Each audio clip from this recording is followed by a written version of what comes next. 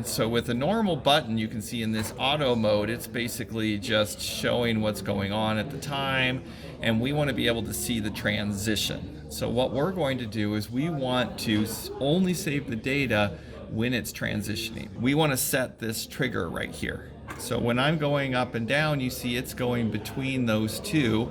So I want to set a trigger, so I'm going to push this trigger one, and you see it creates this line. And this line, we want to put this line somewhere between where it is now and where it's going.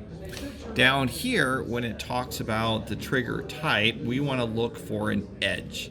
And we want to make sure that the source is the one that I'm triggering on. So this one's yellow, this one's yellow. And then right here where it says this, here are my options. So I can have rising edge, falling edge. So the rising edge would be a trigger going up. A falling edge would be a trigger dropping down. And we're just going to set it as either, so it'll transition if it's going up, or it'll transition if it's going down. Okay, so now that we have all this set up, we're going to come up here and hit single, and now it's waiting and watching, and you see it's flashing right here, and it's checking to make sure when it's going to trigger.